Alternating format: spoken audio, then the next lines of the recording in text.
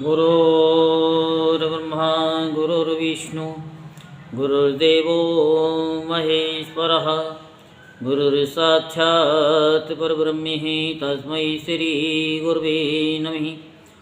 ओं गजाननं भूतगणाधिसेवितं कपितजम्बुफलचारुभक्षणं उमासुतं शोकविनाशकारिकं नमामि विघ्नेश्वरपादपङ्कजम्।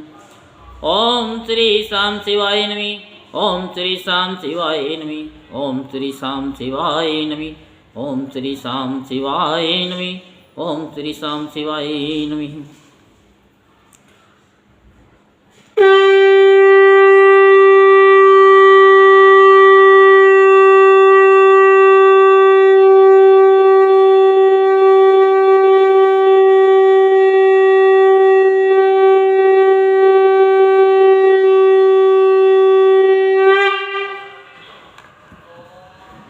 बोलो शंकर भगवान की जय। बोलो महापति महादेव की जय। अब हम आपको शिव महापुराण सुनाएंगे। उससे पहले सोमवार को शिवालय में 5 मोमबत्ती जलाएं और घर की देहली पर 2 मोमबत्ती जलाएं। 21 सोमवार लगातार करने से मनुष्य की सभी इच्छाएं पूर्ण हो जाती हैं।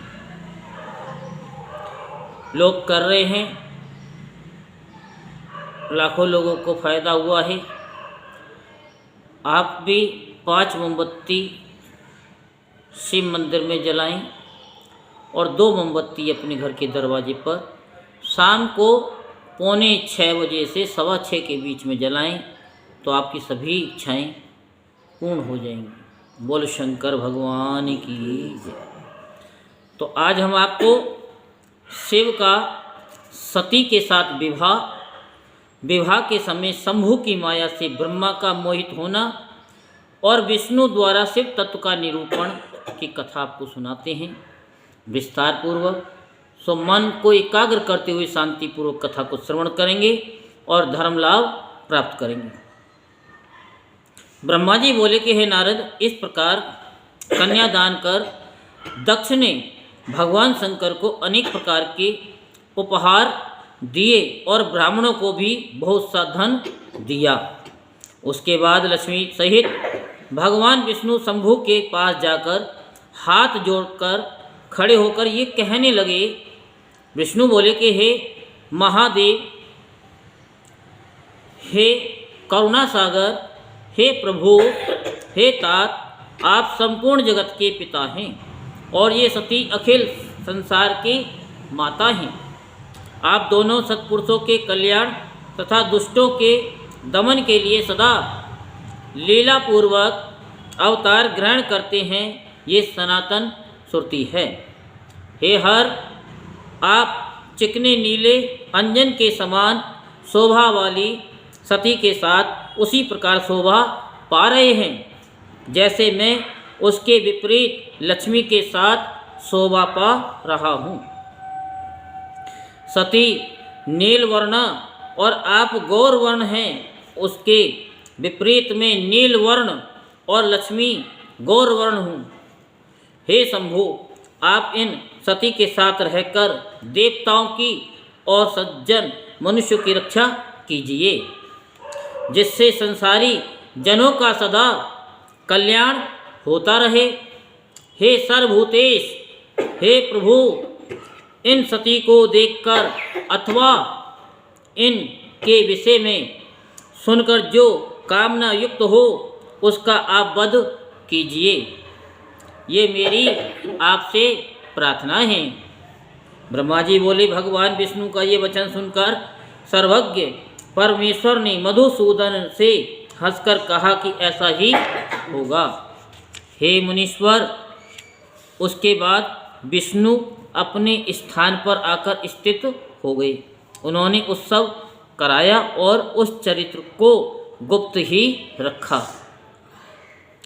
तत्पश्चात में देवी सती के पास आकर ग्रह सूत्र में वर्णित विधि के अनुसार सारा अग्नि कार्य विधान के साथ विस्तार पूर्वक करने लगा। इसके बाद शिवा और शिव ने प्रसन्न होकर मुझ आचार्य और द्विजों की आज्ञा से विधि पूर्वक अग्नि की प्रदक्षिणा की। हे द्विज सत्तम, उस समय वहाँ बड़ा अद्भुत उत्सव मनाया गया और गीत एवं नृत्य के साथ वाद्य बाजा बजाया गया, जो सबके लिए सुखद था। हे तात, उस समय सबको आश्चर्यचकित करने वाला एक अद्भुत चरित्र वहाँ हुआ। उसे आपसे मैं कह रहा हूँ, आप सुनिए। शिव जी की माया दुर्ज्ञ है। उसने देव, असुर तथा मनुष्य सहित इस चराचर जगत को पूर्ण रूप से मोहित कर रखा है। हे तात, पूर्व काल में मैंने जिन शिव को कपट पूर्वक मोह में डालना चाहा था, उन्हीं शिव ने अपनी लीला से मुझे मोहित कर लिया। जो दूसरे का अपकार करना चाहता है, निश्चय ही पहले उसी का अपकार हो जाता है। ऐसा समझकर कोई भी व्यक्ति किसी दूसरे का अपकार न करे। हे मुनि, जिस समय सती अग्नि की प्रदक्षिणा कर रही थी, उस समय उनके दोनों चरण वस्त्र से बाहर निकल आए थे। मैंने उन्हें देख लिया। हे द्विश्रेष्ठ, शिवजी के माया से मोहित हुआ मैं काम से व्याप्त चित्त वाला होकर सती के दूसरे अंगों को देखने लगा। मैं जैसे जैसे सती के अंगों को उत्सुक पूर्वक देख रहा था, वैसे वैसे प्रसन्न हो कामात हो रहा था। हे मुनि, इस प्रकार पतिव्रता दक्ष पुत्री को देखकर कामाविष्ट मन वाला मैं उनके मुख को देखने का इच्छुक हो गया, किंतु शिवजी के सामने लज्जा के कारण मैं प्रत्यक्ष सती का मुख नहीं देख सका और वे भी लज्जा से युक्त होने के कारण अपना मुख प्रकट नहीं कर रही थीं। तब सती का मुख देखने के लिए अत्यंत सुंदर उपाय सोचते हुए काम पीड़ित मैंने अग्नि में बहुत सी गीली लकड़ी डालकर घोर धुआं उत्पन्न कर दिया। उस धूम युक्त अग्नि में घृत की थोड़ी थोड़ी आहुति देने लगा, तब गीली लकड़ी के संयोग से चारों दिशाओं में घोर धुआं फैल गया। इस प्रकार धूमाधिक्य होने के फलस्वरूप वेदी के चारों ओर अंधकार ही अंधकार हो गया। तब अनेक प्रकार की लीला करने वाले प्रभु महेश्वर के नेत्र भी धूम से व्याकुल हो उठे और उन्होंने दोनों हाथों से अपने नेत्रों को बंद कर लिया। तत्पश्चात काम से पीड़ित मैंने प्रसन्न मन से वस्त्र हटाकर सती के मुख को देख लिया। हे पुत्र, मैं सती के मुख को बार बार देखने लगा। इस प्रकार अवश्य होकर मैं इंद्रिय विकार से युक्त हो गया। अपने को असंयमित देख संशंकित हो मैं आश्चर्य से चकित होकर मौन हो गया। भगवान शिव अपनी दिव्य दृष्टि से इसे जानकर क्रोधित होकर कहने लगे। रुद्र बोले, हे पाप, आपने ऐसा कुत्सित कर्म क्यों किया, जो कि विवाह में राग पूर्वक मेरी स्त्री का मुख देखा। आप समझते हैं कि शंकर इस कुत्सित कर्म को नहीं जान सकेंगे।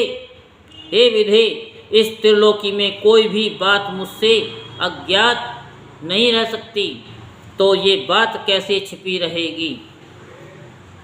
हे मूढ़, जिस प्रकार तिल के सभी अवयवों में तेल रहता है, उसी प्रकार तीनों लोकों में भी जो कुछ भी स्थावर जंगम पदार्थ है, उसमें मैं रहता हूँ। ब्रह्मा जी बोले। तत्पश्चात विष्णु के लिए प्रिय शंकर जी ने मुझसे ये कहकर पूर्व में कहे गए विष्णु के वचन का स्मरण कर शूल लेकर मुझ ब्रह्मा को मारना चाहा।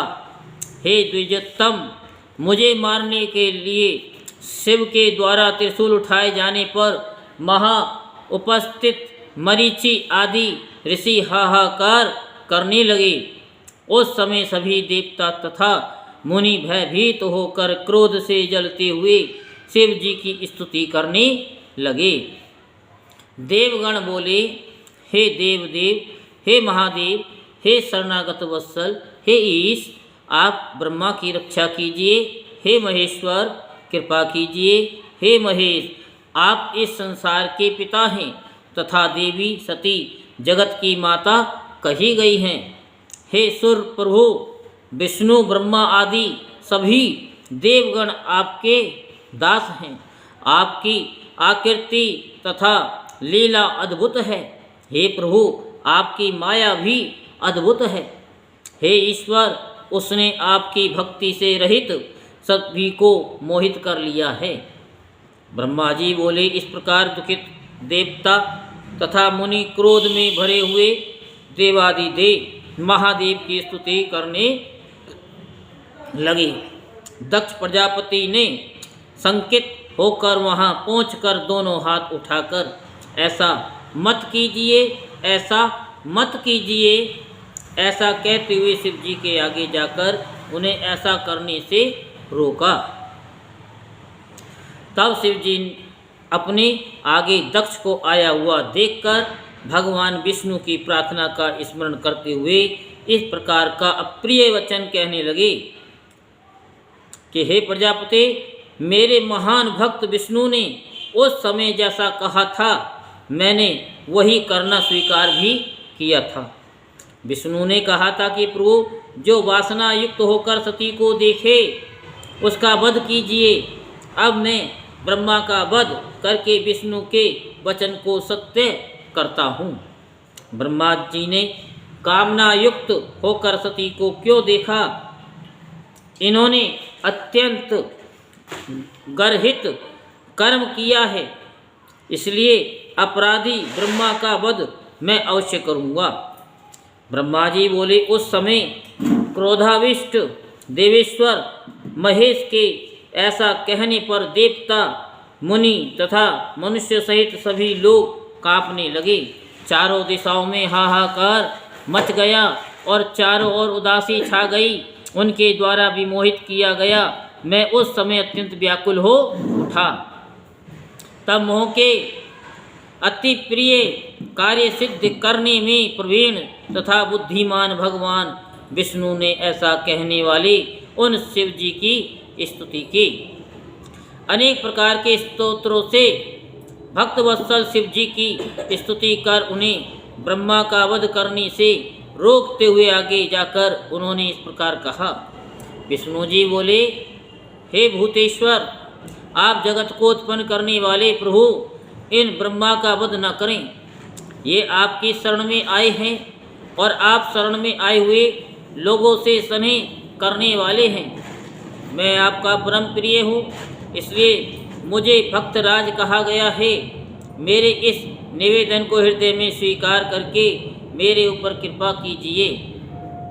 इसके अतिरिक्त हे नाथ, हेतु युक्त मेरी दूसरी प्रार्थना भी सुनिए और हे महेश्वर, मेरे ऊपर कृपा करके उसे मानिए। हे शंभो, ये चतुरानन ब्रह्मा प्रजा की सृष्टि करने के लिए उत्पन्न हुए हैं। इनके मारे जाने पर प्रजा की सृष्टि करने वाला कोई दूसरा नहीं है। हे नाथ, हे शिव स्वरूप, आपकी आज्ञा से ही हम तीनों देवता सृष्टि, स्थिति और संहार का कार्य बार बार करेंगे। हे शंभो, उनका वध कर देने पर आपका कार्य कौन संपन्न करेगा? इसलिए हे लयकर्ता विभो, आप इन सृष्टिकर्ता का वध न करें। हे विभो, इन्होंने ही आपकी भार्या होने के लिए शिव को दक्ष कन्या सती के रूप में सत प्रयत्न से अवतरित किया है। ब्रह्मा जी बोले, हे नारद, विष्णु के द्वारा की गई इस प्रार्थना को सुनकर दृढ़व्रत शंकर जी वहाँ उपस्थित सभी लोगों को सुनाते हुए भगवान विष्णु से इस प्रकार कहने लगे। महेश्वर बोले, हे देव देव, हे रमेश, हे विष्णु, हे प्राण प्रिय, हे तात, मुझको इसका वध करने से मत रोकिए, क्योंकि ये दुष्ट है। आपकी पूर्व प्रार्थना को जैसे मैंने स्वीकार किया था उसे पूर्ण करूँगा। इस महापापी तथा दुष्ट चतुर्मुख ब्रह्मा का वध मैं अवश्य करूँगा। मैं स्वयं ही सभी चराचर प्रजाओं की सृष्टि करूँगा अथवा अपने तेज से किसी दूसरे सृष्टिकर्ता को उत्पन्न करूँगा। मैं अपनी की गई प्रतिज्ञा का पूरा करते हुए इस ब्रह्मा का वध करके अन्य सृष्टिकर्ता को उत्पन्न करूँगा। अतः हे लक्ष्मीपते, इसका वध करने से मुझे मत रोकिए। ब्रह्मा जी बोले, शिव जी का ये वचन सुनकर मंद मंद मुस्कुराते हुए, ऐसा मत कीजिए। इस प्रकार बोलते हुए भगवान विष्णु पुनः कहने लगे। अच्युत बोले, हे प्रभु, प्रतिज्ञा की पूर्ति तो दूसरे पुरुष में की जाती है। हे विनाश के ईश, आप स्वयं विचार करें, वह अपने ऊपर नहीं की जाती। हे शंभो, हम तीनों देवता आप ही यानी आपकी ही आत्मा हैं, दूसरे नहीं। हम लोग एक रूप हैं, भिन्न नहीं हैं। इस बात को आप यथार्थ रूप से विचार कीजिए। तब अपने अत्यंत प्रिय विष्णु का वह वचन सुनकर शिव जी अपनी स्थिति स्पष्ट करते हुए उनसे कहने लगे। शंभु बोले, हे विष्णु, हे शंभो, हे संपूर्ण भक्तों के इस ब्रह्मा किस प्रकार मेरी आत्मा हो सकते हैं, क्योंकि ये तो प्रत्यक्ष रूप से आगे बैठे हुए मुझसे भिन्न दिखाई दे रहे हैं। ब्रह्मा जी बोले, जब सबके आगे महेश्वर ने ऐसा कहा तब उन महेश्वर को संतुष्ट करते हुए विष्णु कहने लगे। विष्णु बोले, हे सदाशिव, न ब्रह्मा आपसे भिन्न है, न तो आप ही उनसे भिन्न हैं। हे परमेश्वर, न मैं ही आपसे भिन्न हूँ और न तो आप ही मुझसे भिन्न हैं। हे सर्वज्ञ, हे परमेश्वर, हे सदाशिव, आप सब कुछ जानते हैं, किंतु आप मेरे मुख से सारी बात सभी लोगों को सुनवाना चाहते हैं। हे ईश, मैं आपकी आज्ञा से शिव तत्व का वर्णन कर रहा हूँ। समस्त देवता, मुनिगण तथा अन्य लोग अपने मन को एकाग्र करके सुने। हम तीनों देवता प्रधान अप्रधान तथा भाग अभाग रूप वाले और ज्योतिर्मय स्वरूप आप परमेश्वर के ही अंश हैं। आप कौन हैं और मैं कौन हूँ और ब्रह्मा कौन है? आप परमात्मा के ही ये तीन अंश हैं, जो सृष्टि पालन और संहार करने के कारण एक दूसरे से भिन्न प्रतीत होते हैं। आप स्वयं अपने स्वरूप का चिंतन कीजिए। आपने अपनी लीला से ही शरीर धारण किया है। आप एक सगुण गुण हैं, सगुण ब्रह्म हैं और हम ब्रह्मा, विष्णु तथा रुद्र तीनों आपके अंश हैं। हे हर, जैसे मस्तक, ग्रीवा आदि के भेद से एक ही शरीर के भिन्न भिन्न अवयव होते हैं, उसी प्रकार हम तीनों उन्हीं आप परमेश्वर के अंग हैं। जो ज्योतिर्मय आकाश स्वरूप स्वयं ही अपना धाम पुराण कूटस्थ अव्यक्त अनंत रूप वाला नित्य तथा दिग्र आदि विषय यज्ञों से रहित ब्रह्म है, वह आप शिव ही हैं। आपसे ही सब कुछ प्रकट हुआ है। ब्रह्मा जी बोले, हे मुनीश्वर। तत्पश्चात उनकी ये बात सुनकर महादेव जी अत्यंत प्रसन्न हो गए और उन्होंने मेरा वध नहीं किया।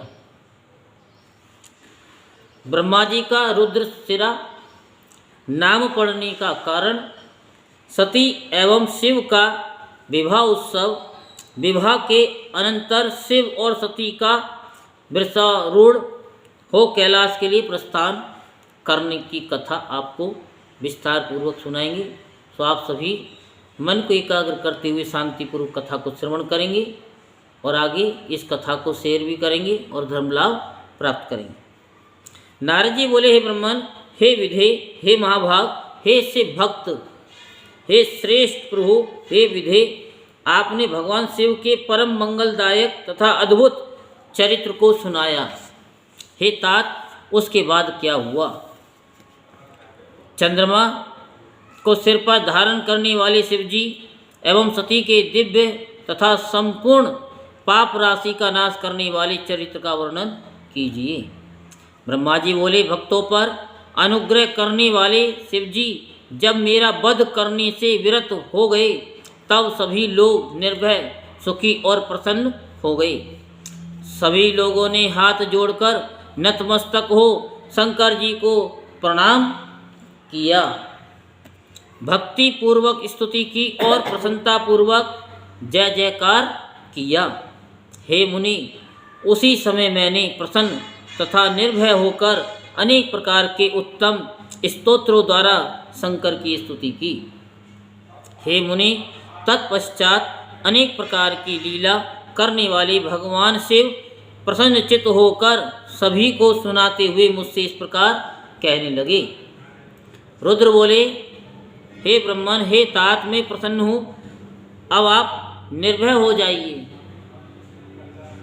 आप अपने हाथ से सिर का स्पर्श करें और संशय रहित होकर मेरी आज्ञा का पालन करें। ब्रह्मा जी बोले, अनेक लीलाएं करने वाले भगवान शिव जी की इस बात को सुनकर मैंने अपने सिर का स्पर्श करते हुए उन वृषभ ध्वज को प्रणाम किया। मैंने जैसे ही अपने हाथ से अपने सिर का स्पर्श किया, उसी क्षण वहाँ उसी के रूप में वृषवाहन स्थित दिखाई पड़ी। तब लज्जा युक्त शरीर वाला मैं नीचे की ओर मुख करके खड़ा रहा। उस समय वहाँ स्थित इंद्र आदि देवताओं ने मुझे देखा। उसके पश्चात लज्जा से युक्त होकर मैं शिव जी को प्रणाम करके तथा उनकी स्तुति करके क्षमा कीजिए, क्षमा कीजिए ऐसा कहने लगी। हे प्रभु, इस पाप की शुद्धि के लिए कोई प्रायश्चित और उचित दंड कीजिए जिससे मेरा पाप दूर हो जाए। इस प्रकार मेरे कहने पर भक्तवत्सल सर्वेश्वर शंभु अत्यंत प्रसन्न होकर मुझे विनम्र ब्रह्मा से कहने लगे। तो शंभु बोले, हे ब्रह्मन, मुझसे अधिष्ठित इसी रूप से आप प्रसन्नचित होकर आराधना में संलग्न रहते हुए तप करें। इसी से पृथ्वी पर सर्वस्व रुद्रशिर नाम से आपकी प्रसिद्धि होगी और आप तेजस्वी ब्राह्मणों के सभी कार्यों को सिद्ध करने वाले होंगे। आपने काम के वशीभूत होकर जो वीर्यपात किया है वह कृत्य मनुष्यों का है, इसलिए आप मनुष्य होकर पृथ्वी पर विचरण करें। जो तुम्हें इस रूप में देखकर ये क्या ब्रह्मा के सिर पर शिवजी कैसे हो गए, ऐसा कहता हुआ पृथ्वी पर विचरण करेगा और फिर जो कौतुकवश आपके संपूर्ण कृत्य को सुनेगा वह पराई स्त्री के निमित्त किए गए त्याग से शीघ्र ही मुक्त हो जाएगा। लोग जैसे जैसे आपके इस कुकृत्य का वर्णन करेंगे वैसे वैसे आपके इस पाप की शुद्धि होती जाएगी। बात समझ आ रही है नहीं आ रही आपकी? है नहीं? अभी इसमें बताया है कि जो ब्रह्मा जी ने पाप कर्म किया था, ठीक है, तो सती का और भोले बाबा का विवाह हो रहा था, तो उन्होंने धुआं कर दिया था, ठीक है, सुना ना, धुआं कर दिया। और धुआं क्यों करा ब्रह्मा जी ने? कि सती का मुख दिख जाए, क्योंकि अंग दिखाई दिए थोड़ा सा तो उनका मन चलायमान हो गया सती के प्रति, तो धुआं कर दिया। जब धुआं होगा तो आँख में लगेगा, चाहे कितना भी घूंघट हो। तो भोले बाबा ने आँख मली, आंखें बंद की तो जब आंखें बंद होंगी तो हाथ तो जाएगा ही।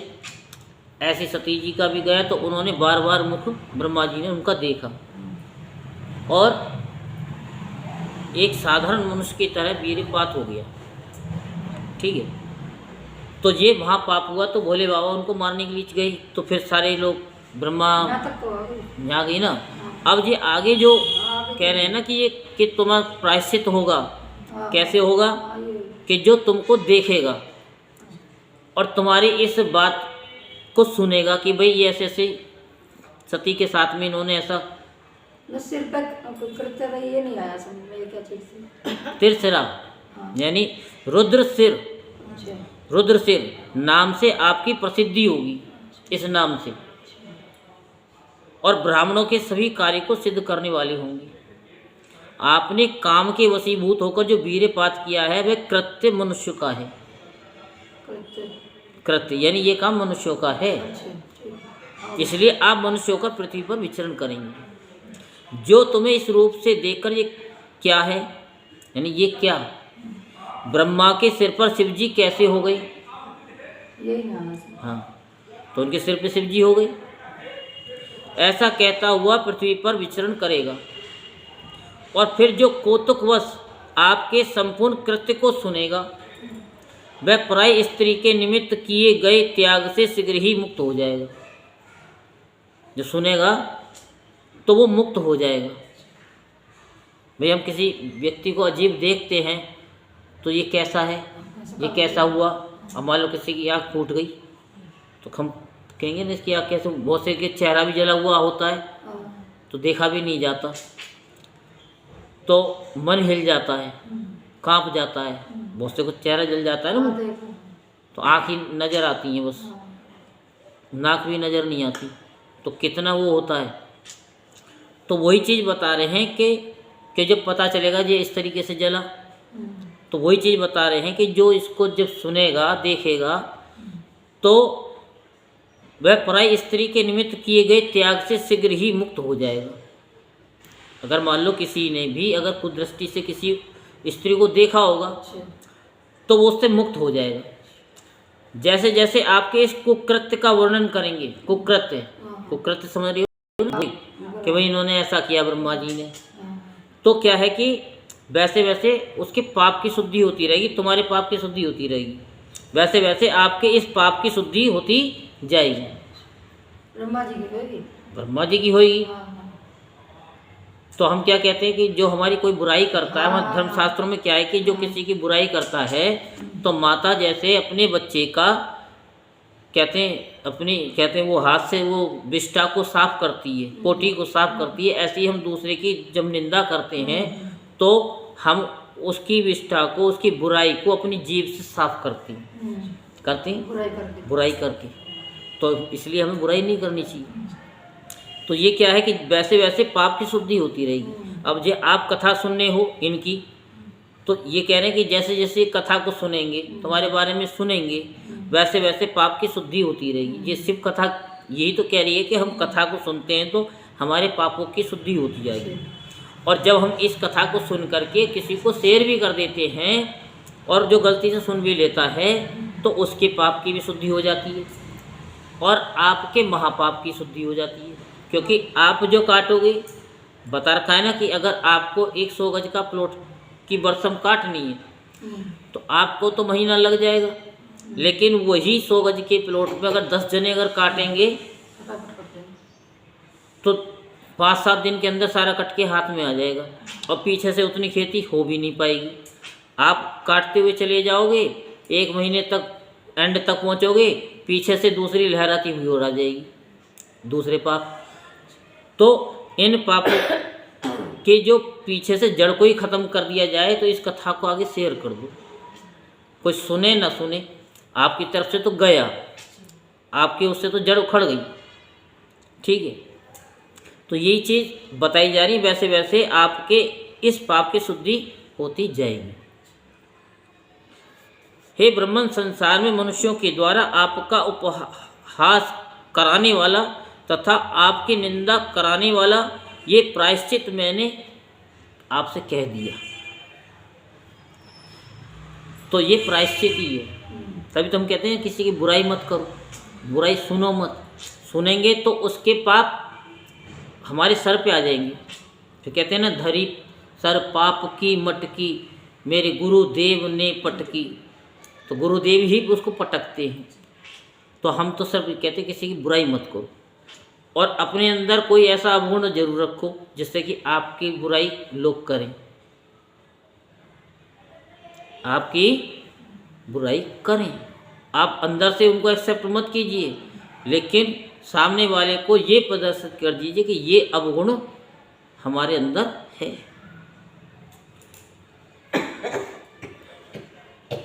तो और जल्दी करते हैं पाप। तो काम पीड़ित आपका जो तेज वेदी के मध्य में गिरा तथा जिसे मैंने देख लिया, वह किसी के भी धारण करने योग्य नहीं होगा। तुम्हारा जो तेज पृथ्वी पर गिरा, उससे आकाश में पलंकर मेघ होंगे। उसी समय वहाँ देव ऋषियों के सामने शीघ्र ही उस तेज से हे तात, संवर्त, आवर्त, पुष्कर तथा द्रोण नामक ये 4 प्रकार के प्रलयंकारी महामेघ हो गए। हे मुनिश्रेष्ठ, ये मेघ शिव की इच्छा से गरजते हैं और जल की थोड़ी सी वर्षा करते हुए तथा भयानक शब्द करते हुए आकाश में फैल गए। उस समय घोर गर्जन करते हुए उन मेघों के द्वारा आकाश के आच्छादित हो जाने पर शीघ्र ही शंकर जी और सती देवी शांत हो गई। हे मुनि, उसके बाद मैं निर्भय हो गया और शिव जी की आज्ञा से मैंने विवाह के शेष कृत्य को यथाविधि पूर्ण किया। हे मुनिश्रेष्ठ, उस समय देवताओं ने प्रसन्न होकर शिवाशिव के मस्तक पर चारों ओर से पुष्पों की वर्षा की। चारों ओर से पुष्पों की वर्षा की।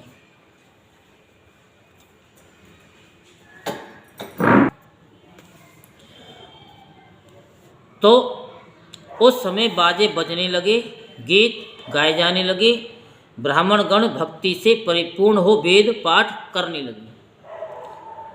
क्योंकि हम सुनाते हैं कुछ, चाहते हैं हम कुछ सुनाना, और सुना जाते हैं कुछ और। अब जैसे भागवत थी, भागवत बीच में विराम डूब गई। अब शिव पुराण है, तो शिव पुराण में भी अब चलो जाएगी, हो जाए बस किसी तरीके से, फिर ये हो जाएगी तो फिर उसके बाद में गीता भी शुरू हो जाएगी। एक बार गीता भी सुना देंगे, बस ज़्यादा नहीं कहते, आपको भटकाएंगे। फिर उसके बाद में छोटे छोटे क्लिप में कथा आपको एक निचोड़ के समान, जैसे मक्खन होता है ना, फिर आपको ये दही बिलोना, दही गरम करना, दूध गरम करना, फिर उसको चलाना, फिर मक्खन निकालना, फिर उसको गरम करना, फिर तो बस सीधा सीधा आपको सीधा घी दे दिया जाएगा।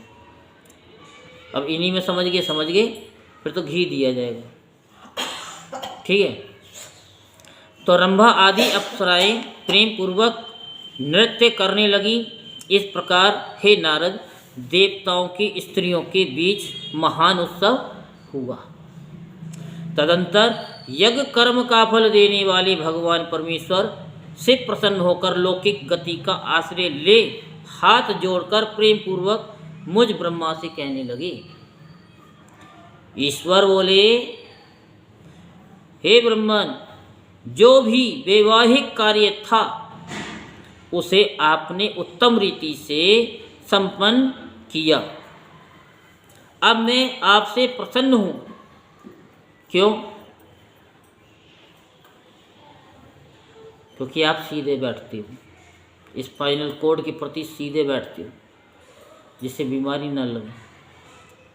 गर्दन नहीं झुका के बैठते हो, गर्दन सीधी करके बैठते हो, इसलिए हम आपसे बहुत प्रसन्न हैं।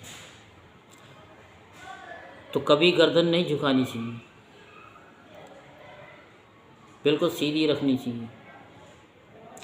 इससे क्या है, जैसे मुंह में लार बनती है, ऐसे ही हमारे शरीर में प्रोटीन्स बनती हैं, हमारी विटामिन्स बढ़ती हैं।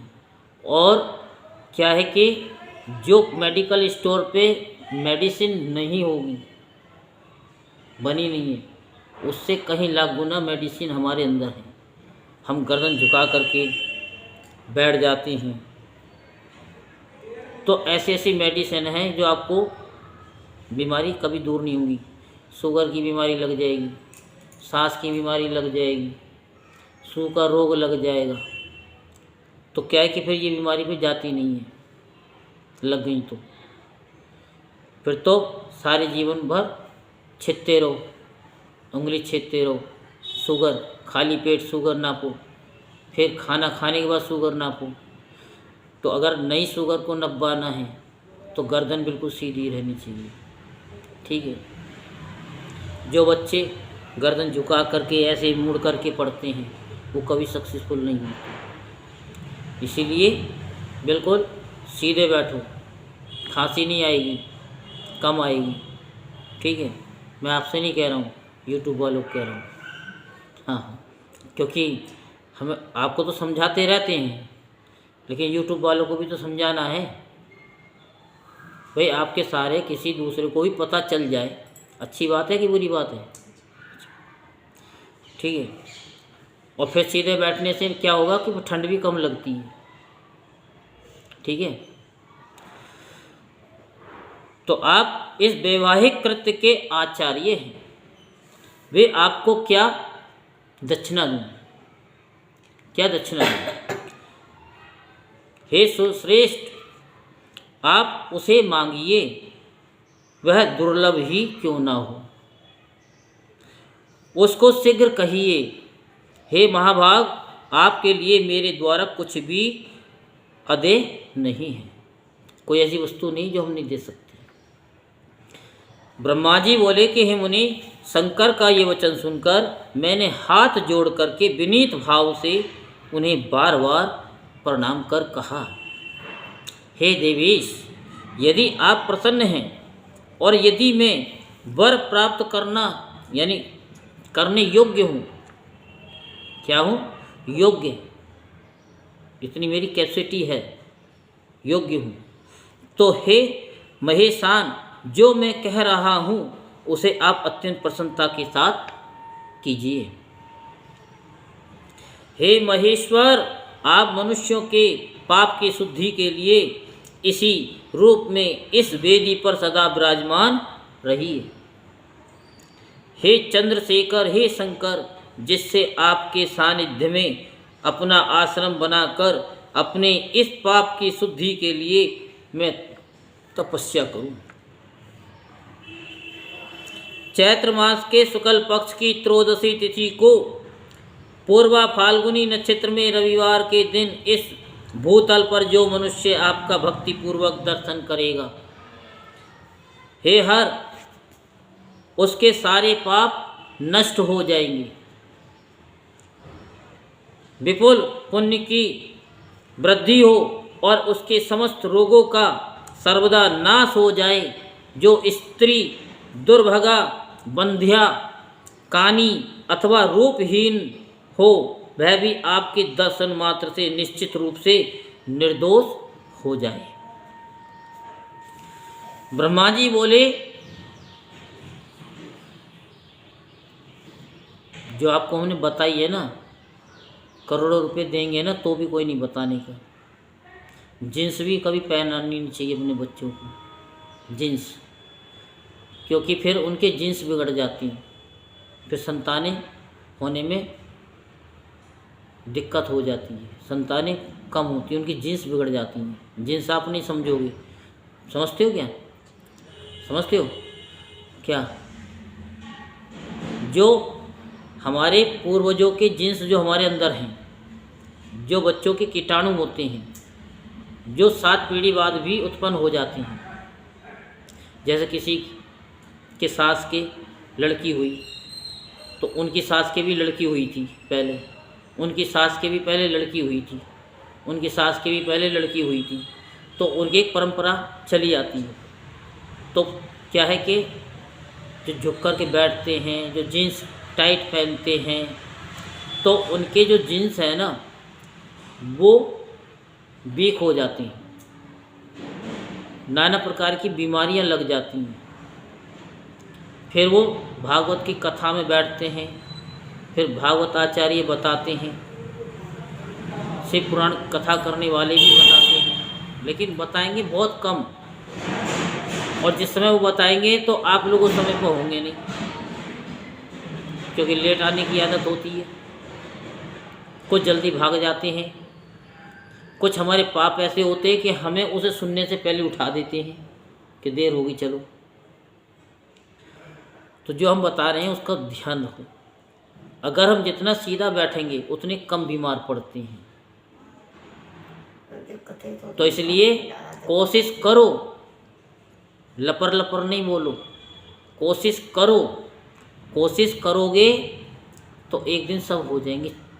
छोटे छोटे कप बना लो, छोटी छोटी, जैसे छोटी छोटी गोली होती है ना, बहुत छोटी छोटी गोली, फिर बड़ी गोली मिलती है, फिर और बड़ी गोली मिलती है। एक गोली तो ऐसी मिलती है कि गले में डालो तो 6 महीने तक गले में से नीचे ही ना उतरे,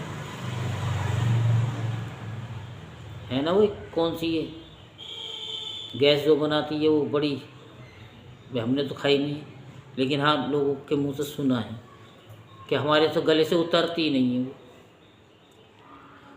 तो क्या है कि ये फिर बड़ी होती चली जाती है। ऐसे हम छोटे छोटे टुकड़े से करते करते करते करते चले जाते हैं ना, तो बहुत बड़ी हो जाती है। जैसे कि हम आपसे कहें कि 365 मंदिर की परिक्रमा कर लो, समय नहीं है। अगर रोजाना एक परिक्रमा सुबह हो जाए, एक परिक्रमा झंडा लेकर के शाम को हो जाए, तो 365 साल में हो जाती है, पता भी नहीं चलता। सिर्फ 2 मिनट लगती हैं मंदिर की परिक्रमा करने में। आपने तो टाइम नोट नहीं करा, हम तो नोट भी कर लेते हैं। और कार्तिक के महीने में जो फेरी चलती थी तो वो 2.5 मिनट की, उन्हीं तो वीडियो में देख लेना कितने मिनट की है, 2.5 मिनट की। तो कहने का तात्पर्य यह है कि नहीं बैठा जाता, लेकिन घड़ी से 1 मिनट बैठने का प्रयास करो। आज 1 मिनट बैठे हो तो कल को 2 मिनट बैठोगे, परसों 3 मिनट, और 30 दिन या 90 दिन आपने कर लिया तो फिर आप मुड़ कर के कभी बैठोगे ही नहीं, फिर पीछे मुड़कर जीवन में कभी नहीं देखोगे। फिर कहोगे अरे हमारी बहुएं क्या कर सकती हैं, उन पे तो कुछ करना ही नहीं होता, उन पे तो करा ही नहीं जाता, उनसे तो अच्छा हम ज़्यादा 560 काम फालतू करते हैं। 50 साल के हो गए, 80 साल के हो गए, आजकल की इनसे तो काम होता ही नहीं है। क्यों नहीं होता? क्योंकि उन्हें स्टिक बैठने की आदत नहीं होती। तो ब्रह्मा जी बोले, इस प्रकार अपने तथा संपूर्ण लोगों को सुख देने वाले मुझ ब्रह्मा का वचन सुनकर प्रसन्न मन से भगवान शंकर ने तदास्तु कहा। शिव जी बोले, हे ब्रह्मन, आपके कथनानुसार मैं सारे संसार के हित के लिए अपनी पत्नी सहित इस वेदी पर सुस्थिर भाव से स्थित रहूंगा। तो खाना तो खा लिया होगा दोपहर का कि नहीं खाया? खाना खा लिया दोपहर का? अरे खाना कहाँ खपता ढंग से? नहीं खपता? अच्छा, तुमने तो खा लिया ढंग से, आपने ढंग से खा लेती हो, आप खा लेती हो हैं? ठीक, ढंग से खाना नहीं खाया जाता, कल से ढंग से ही खाना खाओगी। 2 की भूख होगी 4 खाओगी, ठीक है? अभी अब छाले रोटी बोलते खाना का खाए हैं? अरे मौके छाले रोटी तक छिपती जाके मुंह में। क्या हो गया? छाले नहीं हो गए, मुंह में खाया नहीं जाता। छाले? हाँ, रोटी भी लगती है मुँह में। छाले हो गए? अच्छा जी, हो रहे काफी दिन से। काफ़ी दिन से? हाँ, पता नहीं कितना लोग पता नहीं। अच्छा, कोई बात नहीं।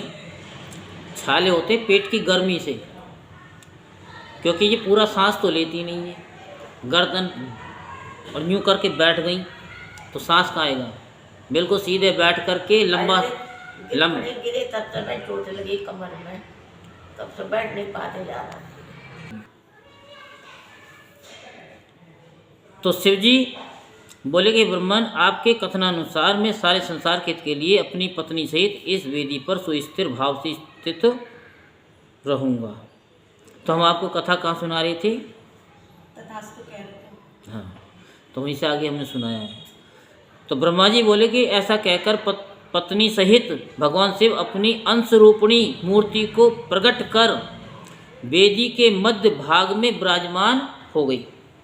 तत्पश्चात स्वजनों पर स्नेह रखने वाले भगवान सदाशिव दक्ष से विदा ले अपनी पत्नी सती के साथ कैलाश जाने को उद्यत हुई। उस समय उत्तम बुद्धि वाले दक्ष ने विनय भाव से मस्तक झुकाकर हाथ जोड़ भगवान वृषभ ध्वज की प्रेम पूर्वक स्तुति की। तत्पश्चात विष्णु आदि समस्त देवताओं, मुनियों तथा गणों ने स्तुति और नमस्कार कर प्रसन्नता पूर्वक अनेक प्रकार से जय जयकार किए। मछली होती है, मछली का तो चित्र आपने देखा होगा ना, है जो बाहर से मछली का चित्र होता है वो भी एक फेफड़े की तरह ही होता है। अब समझ में आ गई? हाँ, अब देखो पढ़ते पढ़ते एकदम आ गया कि वो मछली जो होती है बाहर का जो होता है वो फेफड़ों की तरह ही होता है। उसके बाद दक्ष की आज्ञा प्राप्त कर प्रसन्नता पूर्वक सदाशिव ने अपनी पत्नी सती को वृषभ पर बिठाकर और स्वयं भी वृषभ पर आरूढ़ हो हिमालय के शिखर की ओर गमन किया। तो मछली का दान तो कर दिया होगा आपने कि नहीं? 2 साल हो गए बताए हुए। 5 मछली लेकर के 7 मछली लेकर के भाई ब्रज घाट नहीं जा सकते हो, गंगा जी नहीं जा सकते हो, हिन्ना नदी तो जा सकते हो, हैं? नहीं जाते? काशीराम योजना में नहीं जाते हो क्या? वहाँ भी नहीं जाते? किसी दिन लड़के कोई बात नहीं, कभी जाएंगे तब। कभी जाने का मतलब ये है कि तो ध्यान नहीं आएगा, फिर ध्यान ही नहीं आएगा। नहीं वहाँ तो मछलियाँ तो बहुत मिल जाती हैं, मुझे जल्दी कर देना चाहिए। हाँ, मछली मिल जाएंगी, घंटाघर में मिलती हैं। हाँ मिलती तो है। ऐसा में तो ले करके नदी में जल प्रवाह कर दो। इससे क्या है कि अगर गलती से हम लोगों ने अगर खा भी ली है तो अगर हम 5 या 7 वो कर देते हैं तो उससे क्या है कि हमारा वो दोष खत्म हो जाता है। जो भी प्रायश्चित बताया था ना, इसलिए बता रहा हूँ क्योंकि वहाँ से आदेश है तो वो कि जाने अनजाने में हम खा जाते हैं। अब हैंडपम्प का पानी पिया होगा तो वो भी तो चमड़े का ही है। कोई ऐसा है जिसने हैंडपम्प का पानी ना पिया हो? उसमें बाल जो लगता था पहले चमड़े का लगता था, अब तो नहीं है, कम है, बहुत ही कम, नाम मात्र के। इसलिए और एक जो है भगवान मत्स्य अवतार कि हमने भगवान का दान कर दिया, ठीक है। ज़्यादा से ज़्यादा 25 रुपये, 50 रुपये या 100 रुपये का ही 5-5, 10-10 रुपये की मिल जाती हैं, ठीक है।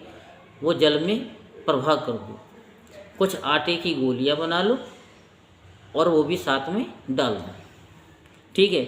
उससे कम से कम हमारे मन को ये संतुष्टि होगी कि जाने अनजाने में हमसे कोई जीव हत्या हुई है तो वो दूर हो जाती है। क्योंकि हम तो इंसान हैं, माटी के पुतले हैं, गलती तो हो ही जाती है, ठीक है। तो मैं केवल आपसे नहीं, मैं आपसे भी कह रहा हूँ, ठीक है, और यूट्यूब वालों को कह रहा हूँ कि मछली का दान गंगा जी में अवश्य करें, जिससे कि उनके सारे कार्य सिद्ध हों, जिससे उनके घर में कोई भी राक्षस प्रवृत्ति का ना उत्पन्न हो। चलो अपनी तो ऐसे तैसे कट जाएगी, लेकिन आने वाली जनरेशन कहीं इन चक्रों में ना पड़ जाए तो एक उसका भी फायदा आपको हो जाएगा। मंद मंद मधुर मुस्कान वाली तथा सुंदर दांतों वाली सती शंकर जी के साथ वृषभ पर बैठी हुई चंद्रमा में विद्वान श्याम कांति की तरह शोभायमान हो रही थी। उस समय विष्णु आदि संपूर्ण देवता, मरीचि आदि समस्त ऋषि एवं दक्ष प्रजापति भी मोहित हो गए तथा अन्य सभी लोग चित्र लिखित से प्रतीत हो रहे थे। कुछ लोग बाजे बजाते हुए तथा कुछ लोग सुंदर स्वर से शुद्ध तथा कल्याणकारी शिव यश का गान करते हुए प्रसन्नतापूर्वक शिव जी का अनुगमन करने लगे। कुछ दूर चले जाने के पश्चात शिव जी ने आधे मार्ग से दक्ष को प्रेम पूर्वक लौटा दिया। फिर सदाशिव गणों सहित प्रसन्नतापूर्वक अपने स्थान को चले आए। शिव जी ने विष्णु आदि सभी देवताओं को विदा भी कर दिया। क्यों कर दिया विदा? जाएंगे सब अपने हैं? क्यों कर दिया विदा? हैं? लो, कथा आप सुनने हो, हम तो सुना रहे हैं, आप बताओ कि क्यों विदा कर दिया। चलो तुम ही बताओ। बताया तो सब अपने अपने शादी आदि हो गई, विदा कर लो, बाराती यूँ चले कहो गए, ना अपने कि जब शादी हो जाएगी तो क्या वो सारे रहेंगे क्या? फिर तो सबको विदा करते हैं नहीं करते हैं? सब करते ही है विदा। हाँ, तो इसलिए ऐसे कहो ना तो अच्छा भी लगता है कि नहीं आप बताइए। जब सब कुछ हम ही बताएंगे तो तुम क्या कर रहे हो? क्योंकि हम जो बोल रहे हैं ना वो 6 इंच की दूरी पे इतनी जल्दी आ जाएगी, आपके पास दूर तक पहुंचती है, हमारी आवाज़ दूर तक पहुंचती है। और जब दूर तक पहुंचती है तो वो एक प्रभावशाली होती है। फिर भी वे लोग परम भक्ति एवं प्रेम के वशीभूत हो शिव जी के साथ साथ कैलाश पर पहुंच गए। उन सभी देवताओं गणों तथा अपनी स्त्री सती के साथ भगवान शंभु प्रसन्न होकर हिमालय पर्वत पर सुशोभित अपने धाम में पहुंच गए। वहाँ जाकर संपूर्ण देवताओं, मुनियों तथा अन्य लोगों का आदर पूर्वक बहुत सम्मान करके प्रसन्नता पूर्वक शिव जी ने उन्हें विदा किया। तदंतर शंभु की आज्ञा से विष्णु आदि सब देवता तथा मुनिगण नमस्कार और स्तुति करके प्रसन्नमुख हो अपने अपने धाम को चले गए। लोक रीति का अनुगमन करने वाले शिव जी भी अत्यंत आनंदित हो हिमालय के शिखर पर अपनी पत्नी दक्ष कन्या के साथ विहार करने लगे। हे मुनि, इस प्रकार सृष्टि करने वाले वे शंकर सती तथा अपने गणों के साथ प्रसन्नता पूर्वक पर्वतों में उत्तम अपने स्थान कैलाश पर चले गए। हे मुनि, पूर्व काल में शाम्भु मनवंतर में भगवान शिव जी का विवाह जिस प्रकार हुआ उसका वर्णन मैंने आप लोगों से किया। हे मुनि, जो विवाह काल में यज्ञ में अथवा किसी भी शुभ कार्य के आरंभ में भगवान शंकर की पूजा करके शांत चित्त होकर इस कथा को सुनता है उसका सारा वैवाहिक कर्म बिना किसी विघ्न बाधा के पूर्ण हो जाता है तथा दूसरे शुभ कर्म भी सदा निर्विघ्न पूर्ण होते हैं। इस उत्तम कथा को प्रेम पूर्वक सुनकर कन्या सुख, बड़े ध्यान से सुनो, कन्या सुख, सौभाग्य, सुशीलता, आचार तथा गुणों से युक्त हो पतिव्रता तथा पुत्रवती होती है। पुत्रवती भी होती है, बताओ, कथा को सुनने से। और फिर भी कथा नहीं सुनी जाए, इसलिए सिंपल कथा सुना रहे हैं, कोई सुना भी नहीं सकता। तो इसमें कुछ चीज़ रह गई क्या? सब कुछ मिल गया। तो कैलाश पर्वत पर भगवान शिव एवं सती की मधुर लीलाएं की कथा हम आपको सुनाते हैं। नारद जी बोले, हे तात, आप सर्वज्ञ की बात ठीक है। आपके द्वारा मैंने शिवाशिव के अत्यंत अद्भुत एवं कल्याणकारी चरित्र को सुना। समस्त मोहों को दूर करने वाले परम ज्ञान संपन्न मंगलायन तथा उत्तम विवाह कर्म का वर्णन भी अच्छी प्रकार से सुना। हे महाप्राज्ञ, फिर भी शिव जी एवं सती के अत्यंत मनोहर एवं उत्तम चरित्र को सुनने की प्रबल इच्छा है। अतः आप मुझ पर दया करके पुनः उसका वर्णन कीजिए। ब्रह्मा जी बोले, हे मुनि, आपकी इच्छा परम दयावान शिव जी की लीला सुनने में लगी हुई है। ये तो परम सौभाग्य की बात है हे सौम्य, जो आपने मुझे शिव जी की लीला का वर्णन करने के लिए बार बार प्रेरित किया है। हे नारद, शिव जी ने दक्ष प्रजापति की कन्या एवं जगत जननी देवी सती के साथ विवाह कर उन्हें अपने स्थान पर ले जाकर जो कुछ भी किया, अब सुने। अब क्या होगा पता है आपको? हाँ, इनको पता है, आपको नहीं पता। भैया ने सुना दिया। हाँ, भैया ने सुना दिया। हे देवर्षि, दक्ष से विदा होने के बाद महादेव जी गणों सहित अपने आनंददायक स्थान पर जाकर बड़ी प्रसन्नता के साथ अपने परम प्रिय वाहन नंदीश्वर से उतरे। अब नंदीश्वर से उतर गए। हे देवर्षि, इस प्रकार संसारिक लीला करने में प्रवीण सती पति सदाशिव यथा योग्य अपने स्थान पर प्रवेश कर अत्यंत हर्षित हुए। इन महादेव जी ने सती को प्राप्त कर लेने के उपरांत अपने नंदी आदि समस्त गणों को पर्वत की कंदरा से बाहर भेज दिया कि तुम जाओ। अब विदा करते हुए उन नंदीश्वर आदि समस्त गणों से करुणा सागर शिव जी लौकिक रीति का अनुसरण करते हुए मधुर वचनों से कहने लगे। महेश्वर बोले कि हे गणों, जिस समय मैं आप लोगों का स्मरण करूं, तब आप लोग मेरे स्मरण का आदर करते हुए शीघ्र मेरे पास चले आइएगा। शिव जी का ऐसा कहने पर महावेगवान महावीर नंदी आदि वे सभी गण अपने अपने स्थान को चले गए। उन गणों के चले जाने के अनंतर परम कौतुकी शिव जी बड़ी प्रसन्नता पूर्वक एकांत में सती के साथ विहार करने लगे। शिव जी कभी वनों से तोड़कर लाए हुए पुष्पों की मनोहर माला बनाकर सती के हार स्थान अर्थात हृदय में पहनाते थे। कभी कभी जब देवी सती अपना मुख दर्पण में देख रही होती थी, उस समय शिव जी भी सती के पीछे जाकर अपना मुख क्या करते थे? देखने लगते थे। देखा भी होगा आपके उन्होंने भी कभी कभी आपने देखा हो पीछे से आकर के वो यूं। नहीं देखा क्या? नहीं देखा? देखा? नहीं देखा? हाँ। तो वे कभी सती के कुंडलों को बार बार पकड़कर हिलाने लगती, उन्हें सती के कानों में पहनाते और फिर निकालने लगते थे। सुनने में बड़ा आनंद आएगा। शर्माना नहीं, खुश होना। कभी भगवान शंकर स्वभावत लाल वर्ण वाले सती के चरणों को दैदीप्यमान लाक्षारक्त से रंगकर अत्यधिक राग युक्त कर देते थे।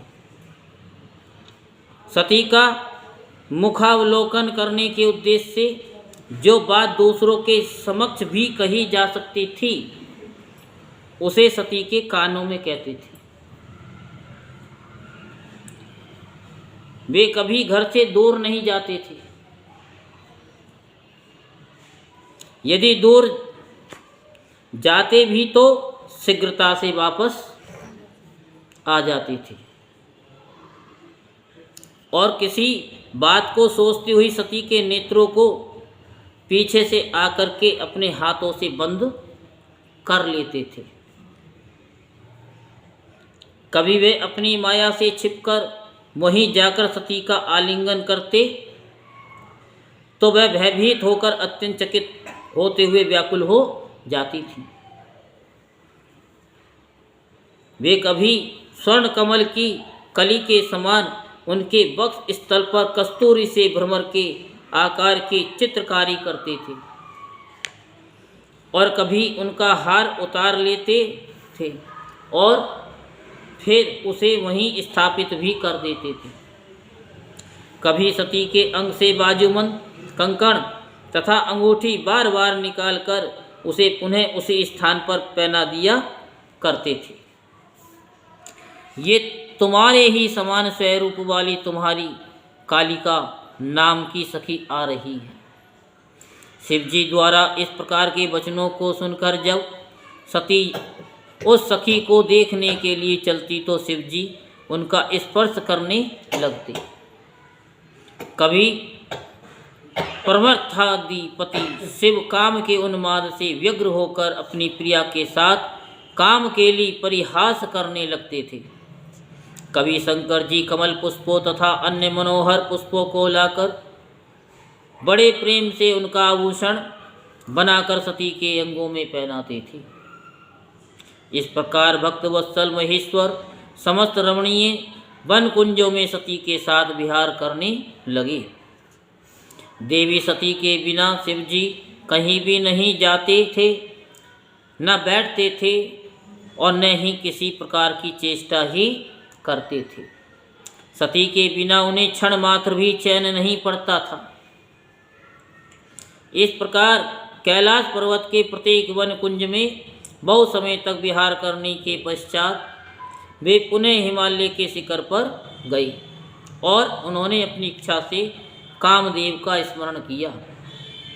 जिस समय काम उनके आश्रम पर प्रविष्ट हुआ, उसके साथ ही बसंत ने भी शिव जी के अभिप्राय को जानकर अपना प्रभाव प्रकट किया। उस पर्वत के सभी वृक्ष तथा लताएं पुष्प से आच्छादित हो उठी और जल खिले हुए कमलों से तथा कमल भ्रमरों से युक्त हो गई।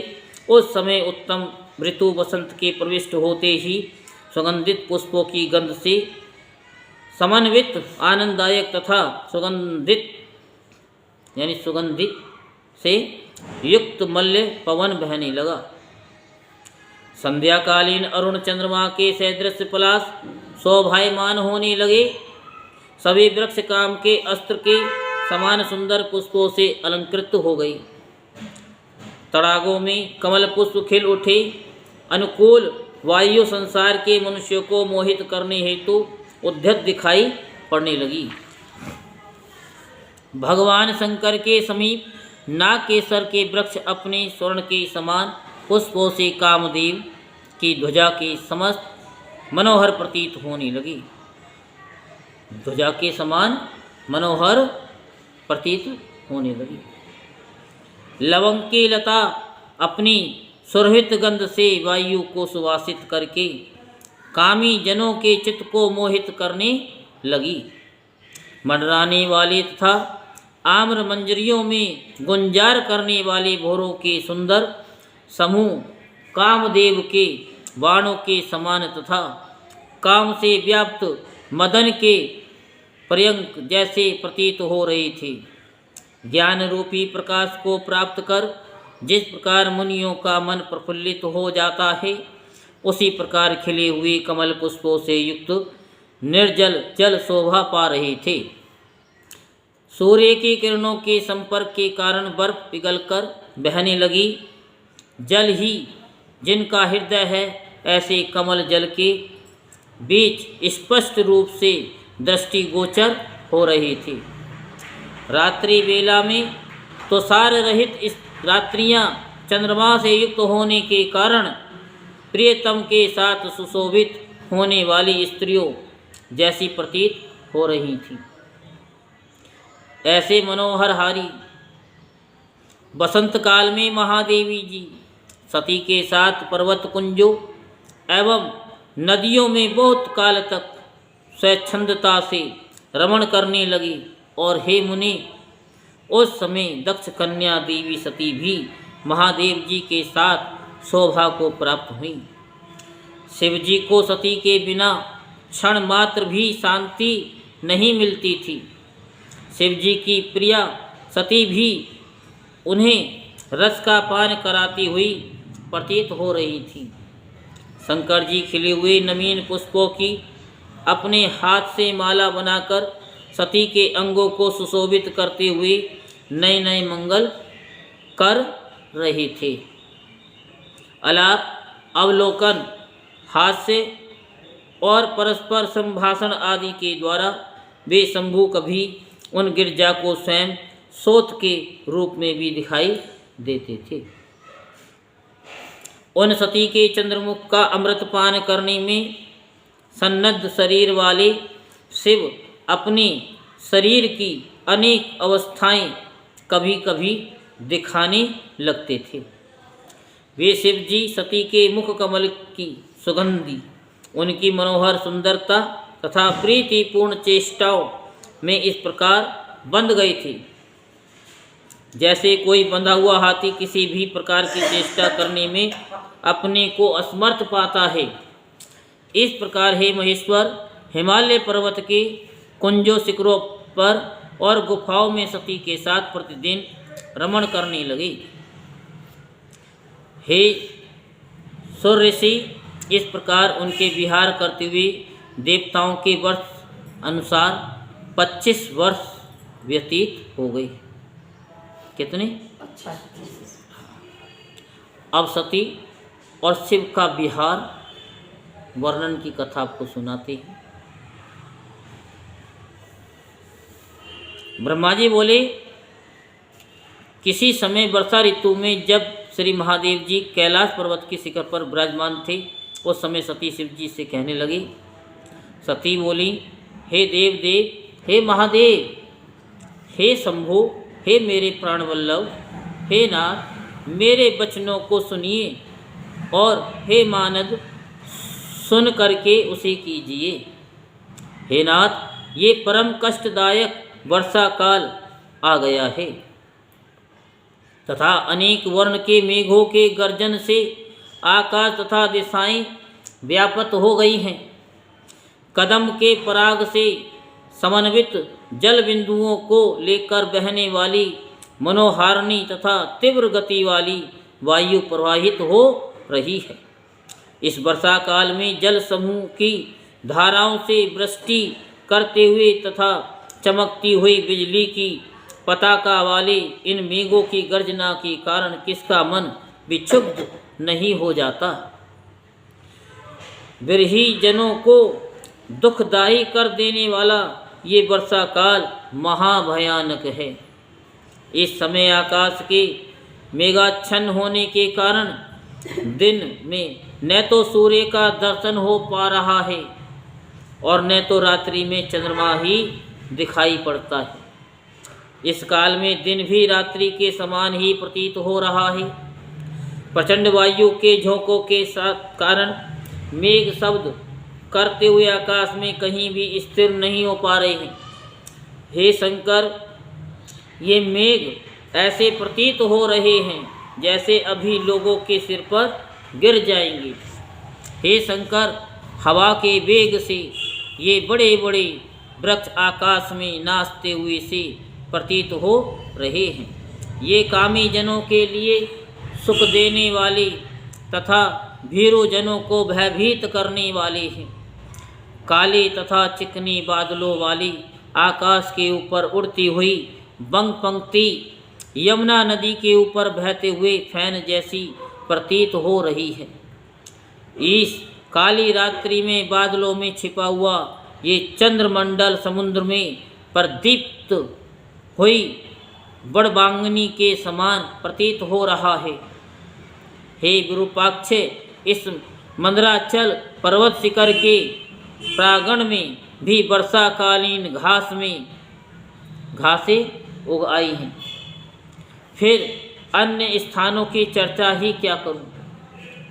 मंदराचल पर आश्रय ग्रहण करने वाले इन काले श्वेत तथा रक्त वर्ण के मेघों से ये विशाल हिमालय इस प्रकार प्रतीत हो रहा है जैसे पत्तलों से पूर्ण दुग्ध का समुद्र हो। श्री शोभा सभी वृक्षों को त्याग कर केवल विषमता से किंसुक वृक्षों को शोभित कर रही है।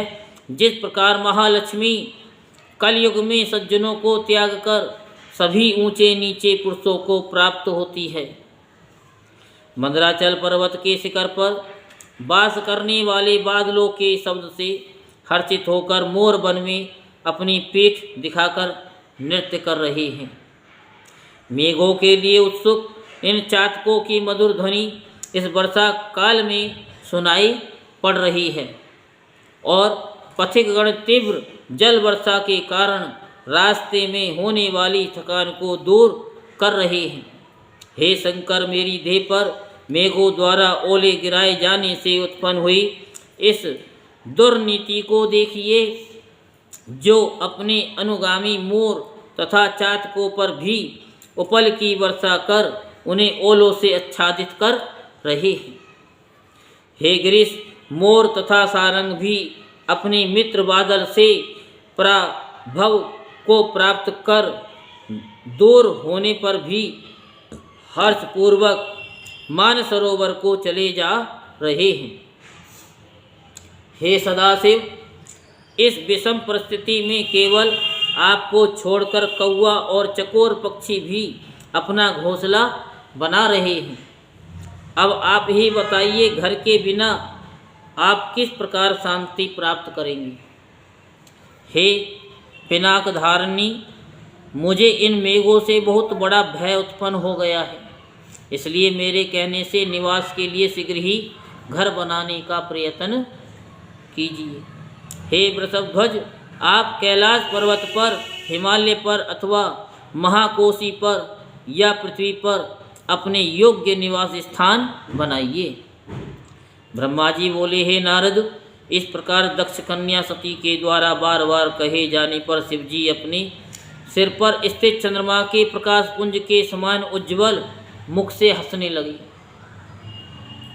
तदंतर मुस्कुराहट के कारण खुले होठों वाले वे सर्व तत्व ज्ञाता महात्मा परमेश्वर महादेव जी सती को प्रसन्न करते हुए कहने लगे।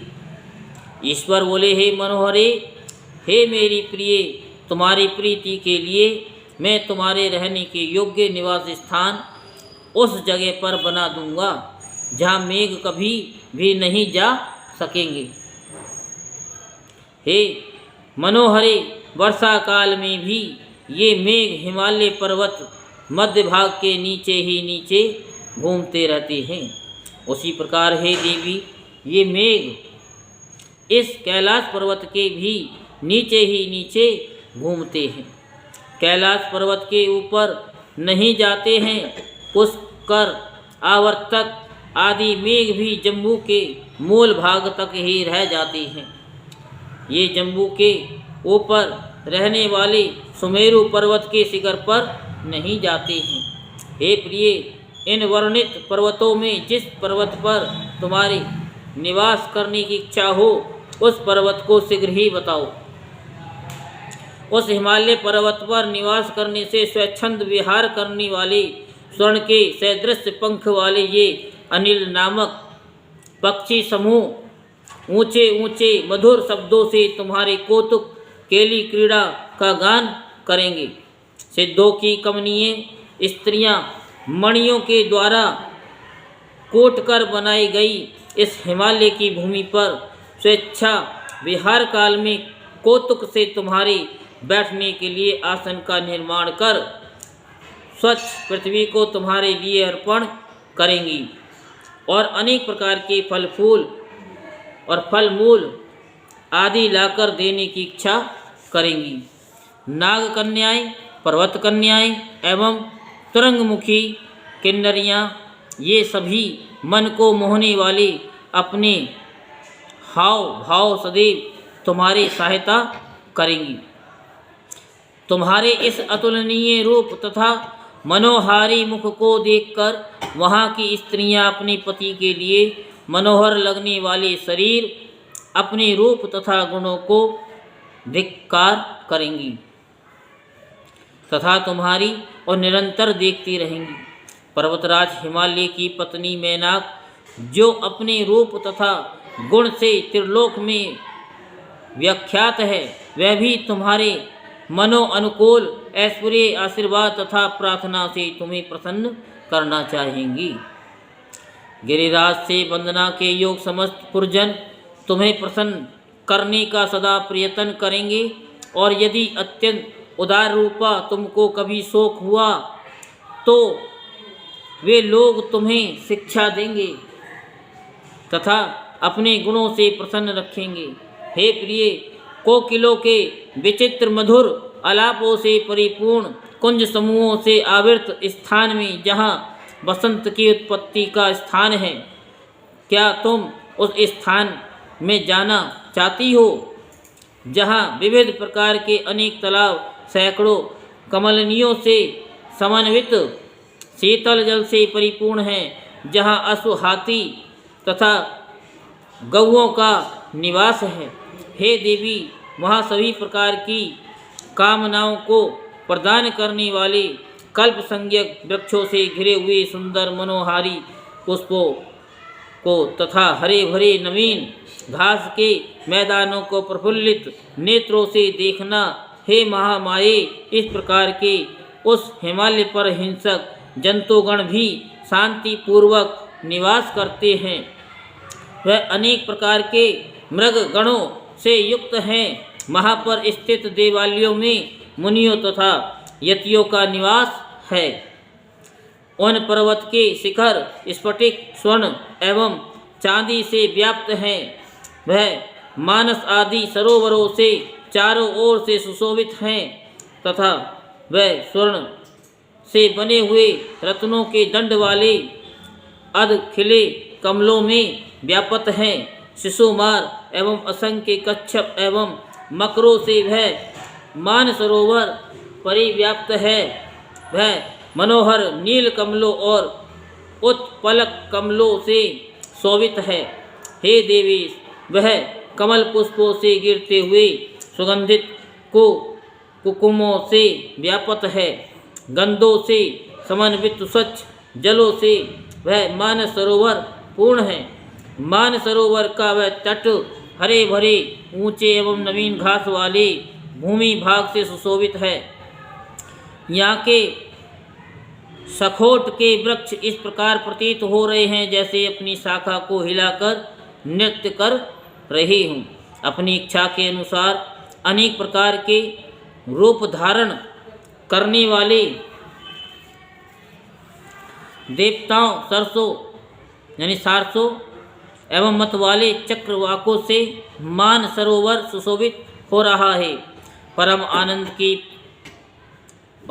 आनंद को प्रदान करने वाले भोरों के मधुर शब्दों से गुंजित वह मान सरोवर महान उद्दीपन करने वाला है। मेरु पर्वत के ऊंचे शिखर पर इंद्र, कुबेर, यम, वरुण, अग्नि, निरृति, वायु तथा ईशान की पुरियाँ हैं, जहाँ देवताओं का निवास स्थान है। रंभा, शची एवं मेनका आदि अप्सराओं से वह मेरु शिखर सुशोभित है। हे देवी, क्या तुम उन समस्त पर्वतों के राजा तथा पृथ्वी के सारभूत महारम्य सुमेरु पर्वत पर विहार करना चाहती हो? वहाँ निवास करने से सखियों एवं अप्सराओं सहित सच्ची देवी तुम्हारी उचित सहायता करेंगी।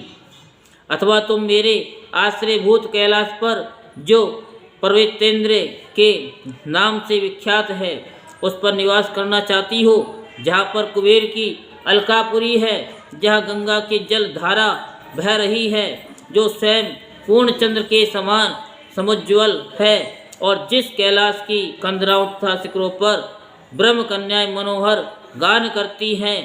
ये कैलाश अनेक प्रकार के मृगगणों के समूहों से युक्त सैकड़ों कमलों से परिपूर्ण एवं सुमेरु पर्वत की अपेक्षा समस्त गुणों से युक्त तथा सुंदर है।